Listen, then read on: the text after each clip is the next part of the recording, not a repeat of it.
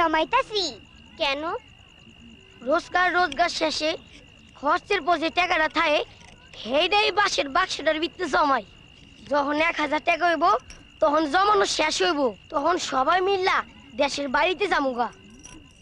বাবাই এই টাকায় ছোট্ট একটা দোকান দিব, দোকানের টাকায় সংসার চলবো। দেশের বাড়িতে আমাকে একটা ছোট বিটা তো অহনও আছে, আমরা দুজন স্কুলে ভর্তি হমু। যখন আরো কিছু টাকা হইব তখন কিছু ধানি জমি কিনুম।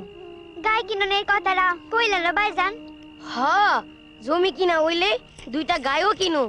যখন আরো কিছু টাকা হইব তখন একটা নৌকা কিনুম, নৌকা দিয়া বিলে মাছ ধরতে যামু।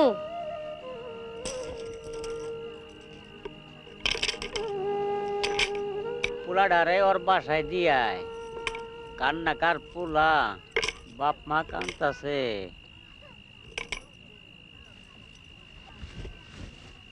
কি হইলো, বইয়া রইলা কেন? ঢাকা যাওয়ানিতে নহনে আইয়া পড়বো। প্লিজ প্লিজ শোনো, I really cannot take it anymore. আমি আমি আমি আসলে আর পারছি না। I can't take it anymore, I can't take it anymore, I cannot take it anymore.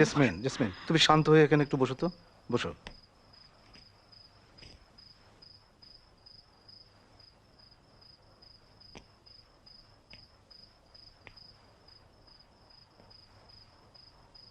আসলে আমাদেরই ভুল, ওকে আরো একটু বেশি সময় দেওয়া আমাদের উচিত ছিল। সময় দেওয়ার দায় কি শুধু একা আমার? তোমার কোনো দায়িত্ব ছিল না? তুমি কতটুকু সময় দিয়েছো তোমার ছেলেকে? আহা, এসব কথা এখন থাক না।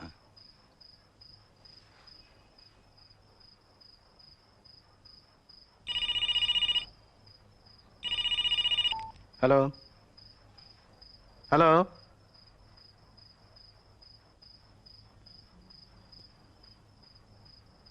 হ্যালো।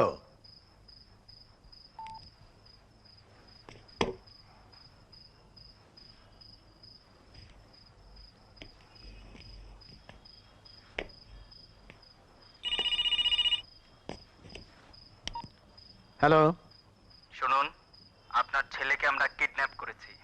ও এখন আমাদের হেফাজতে। কি বলছো এসব? কারা তোমরা?